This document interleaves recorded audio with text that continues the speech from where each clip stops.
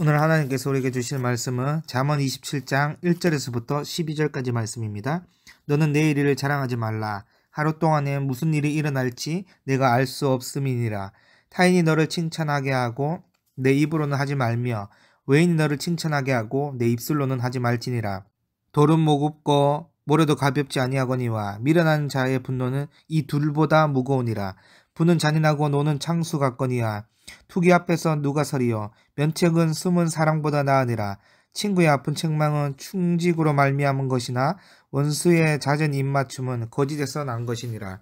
배부른 자는 꿀이라도 싫어하고 줄인 자에게는 쓴 것이라도 다니라. 고향을 떠나 유리하는 사람은 보금자리를 떠나 떠드는 새와 같으니라. 기름과 향이 사람의 마음을 즐겁게 하나니 친구의 충성된 공고가 이와 같이 아름다우니라. 내 친구와 내 아비의 친구를 버리지 말며 내 한날 날에 형제의 집에 들어가지 말지어다. 가까운 이웃이 면 형제보다 나으니라. 내 아들아 지혜를 얻고 내 마음을 기쁘게 하라. 그리하면 나를 비방하는 자에게 내가 대답할 수 있으리라. 슬기로운 자는 재앙을 보면 숨어 피하여도 어리석은 자들은 나가다가 해를 받느니라. 아멘. 여러분, 모든 인간에게는 인정욕구와 칭찬받고 싶은 욕구가 있다고 합니다. 그래서 어린아이부터 장년, 노년에 이르기까지 남보다 자신을 알리게 되거나 드러나는 것에 대해서 익숙할 것입니다. 그런 의미에서 지혜로운 자는 시간 앞에서 겸손한 자입니다. 여러분, 어제의 경험으로 얻은 지혜로 우리는 내일을 예측하고 대비할 수 있습니다. 이러한 계획적 사고는 바람직한 모습일 것입니다. 그러나 결코 장담할 수 없는 것이 우리의 인생이지요. 인간에게는 분명히 한계가 존재한다는 것입니다. 그러므로 신자는 1절 말씀처럼 내일 일을 자랑하지 말라는 것이에요. 내일 일을 자랑할 만큼 섣불리 말하지 말고 촉단하지 않아야 한다는 것입니다.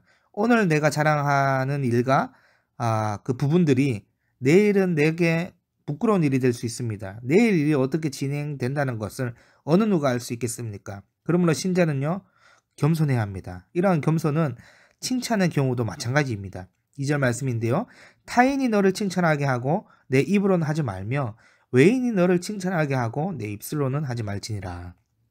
여러분, 앞서 모든 인간은 인정 욕구가 있다고 말씀하지 않았습니까? 그래서 신자들이 모임이라 할지라도 자기 자랑만 하는 사람을 달가워하지 않습니다. 모일 때마다 자기 자랑, 자녀 자랑, 신앙 자랑을 하면 어느 누가 기쁘게 듣겠습니까? 오히려 신자는요, 그 반대여야 합니다.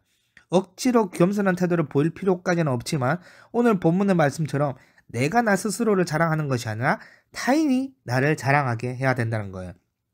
정말 성실하게 겸손하게 살아가는 사람들은 본인 스스로 셀프 칭찬을 하지 않아도 남이 그 사람을 인정하게 됩니다. 가장 옳은 태도는 내가 하는 모든 행동은 하나님 앞에서 행하는 태도입니다. 나의 삶도 나의 신앙도 모든 일거수일투족이 하나님 앞에서 하기 때문에 타인이 나를 알아주지 않는다고 해도 불평한다거나 원망하지 않습니다. 타인이 나를 칭찬하지 않는다 해도 거기에 왈가왈부하지 않습니다. 또한 오늘이 되었던 내일이 되었던 자랑하는 모습과는 거리가 먼 행동을 보일 거예요. 이것이 1, 2절에서 말하는 신자의 바른 모습이라는 것입니다. 여러분, 이어서 3절부터는 지혜자는 분노를 품지 말라고 권면하고 있어요. 여러분, 몇 개 쌓여있는 벽돌을 든다면 그 무게가 무겁습니다. 하물며 고정되어진 큰 돌을 일반인이 들기는 매우 어렵지요. 그만큼 무겁다는 것이에요. 모래도 우리가 다 들 수 없습니다. 그런데 미련한 자의 분노는요, 돌과 모래보다 더 무겁다는 거예요. 여러분, 무거운 거 억지로 들고 있으면 어떻습니까? 1분, 2분, 3분 지나면 괴로움과 짜증이 밀려오지요. 그런데 분노하는 미련한 자는 더욱 무겁고 강력한 것을 주기 때문에 당하는 사람의 괴로움과 짜증이 어떠하겠습니까? 그만큼 분노하는 자는요, 공동체를 병들게 하지요, 괴롭게 하고 아프게 한다는 사실을 기억해야 됩니다. 여러분, 일단 분을 토하거나 화를 내면요, 성경의 원리처럼 괴로움이 몰려오기 때문에 듣기가 싫어집니다. 분노하는 사람을 두 번 다시 마주치지 않을 정도로 짜증이 생기지요. 그러면 어떻습니까? 자연스럽게 그 분노하는 사람과 멀어지게 됩니다. 여러분, 이러한 분을 품고 사는 사람과 한 공동체를 이루게 된다면 그 모임은요, 얼마나 힘들겠습니까? 여러분, 이 분에 대해서 4절은 잘 표현하고 있지요. 분은 잔인하고 노는 창수와 같다라고 말씀합니다. 여러분, 분을 가진다는 것은 사실은요, 잔인합니다. 왜냐하면 분을 토하는 당사자도 괴롭기 때문에 더 그 분을 표하는 거예요. 괴롭기 마찬가지이기 때문에 그 분 앞에서 당사자도 잔인하게 파손되고 그 분을 당하는 상대방도 잔인하게 파손됩니다. 그러니 분은요, 범람하는 그 물과 같습니다. 노는 창수와 같습니다. 분노의 잔인성은 깊고 쉼없이 격렬하게 몰려오기 때문에 많은 상처와 아픔을 주고 관계를 멀어지게 만듭니다. 그러니 신자는 분을 잘 다스려야 합니다. 화를 일으키게 하는 것은 결코 하나님이 주는 마음이 아닙니다. 물론 우리는 교회에서 공동체로 모여있기 때문에 언제나 최상의 또 최고의 결과를 만들 수 없지요. 때로는 상대방으로 인해서 답답하거나 화나는 일이 생길 수도 있습니다. 그렇다고 해서 내가 화병이 생길 것 같아서 상대방에게 분을 표출해서는 안 돼요. 여러분, 분노가 생길 것 같은 순간에 마귀가 예수님에게 시험했던 사건을 기억하시기 바랍니다. 마귀가 3가지 시험을 예수님께 했는데 결과적으로 생각해보면 예수님으로 하여금 분노를 일으키게 만드는 전략을 가지고 왔어요. 한 가지 예를 들어보면, 여러분, 마귀는 예수님에게 너가 하나님의 아들이거든 성전 꼭대기에서 뛰어내리라고 했습니다. 그러면 주의 사자들이 너를 위하여 받들어서 발이 돌이 부딪히지 않게 한다라고 유혹했습니다. 그런데 여러분, 생각해보면 굉장히 모순된 말 아닙니까? 천지를 창조하신 전능하신 예수님께서 죽은 자도 살리시는데 성전 꼭대기에서 뛰어내렸을 때 천사들이 보호한다는 것은 너무나 당연한 이야기 아닙니까? 즉 마귀는 어떤 유혹입니까? 너는 하나님의 아들이니까 내 말에 한번 순종해봐. 하나님의 아들의 힘과 능력을 좀 보여줘봐. 라고 유혹했던 거예요. 예수님, 인간의 본성을 한번 제대로 표출해봐. 라는 거예요. 그런데 예수님은 마귀의 계략을 이미 파악하시고 뭐라고 말씀하셨습니까? 주 너의 하나님을 시험하지 말라 라고 물리치셨죠. 그렇습니다, 여러분. 우리가 마음이 편치 않고 답답한 상황을 마주할 때 분이 올라오는 것은, 화가 올라오는 것은 너무나 자연스러운 현상입니다. 그러나 신자는요, 그 분을 다 토하는 자가 아님을 기억하시기 바랍니다. 그 분을 통해서 나도 괴롭고 상대방도 괴롭게 하고 범람하는 물처럼 깊은 파괴력을 가진 아픔을 새기게 만든다는 사실을 기억해야 됩니다.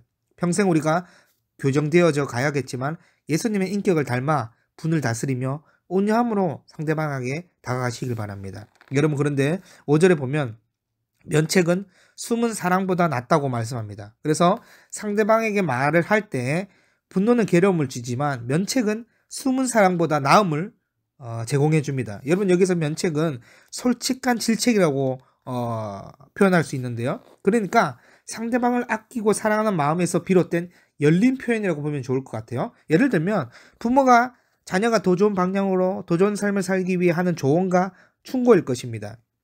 자녀가 나쁜 행동을 반복하는데 몰래 숨는 부모는 없을 거예요. 마찬가지로 공동체에서 반복된 나쁜 행동을 목도했을 때 숨기는 것은 사랑이 전달되지 않습니다. 반드시 그 사람이 더 좋은 모습, 더 선한 모습으로 돌아올 수 있도록 솔직하게 온유함으로 면책하는 거예요. 그러한 질책을 통해 사랑이 전달되는 것입니다.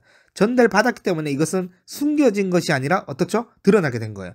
그런 의미에서 진정한 친구라면 6절 말씀처럼 그 친구를 위해 때로는 아픈 책망이 있어야 합니다. 그러나 반드시 전제되어야 되는 것은 어떤 조언과 권면을 할 때 사랑하는 마음에서, 그 사람을 아끼는 마음에서 비롯돼야 된다는 거예요. 사랑은 모든 것을 덮을 수 있지만 사랑이 없으면 어떻게 됩니까? 골마 터질 수 있어요. 오늘 우리는 자문 말씀을 통해 본능을 거스르는 신자의 태도에 대해서 몇 가지 살펴보았습니다.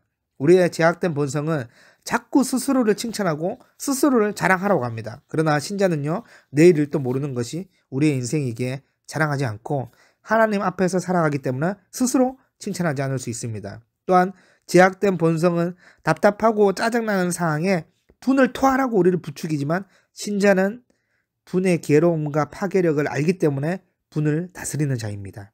더불어 공동체를 사랑하는 마음으로 솔직하고 열린 조언과 충고를 하게 될 것입니다.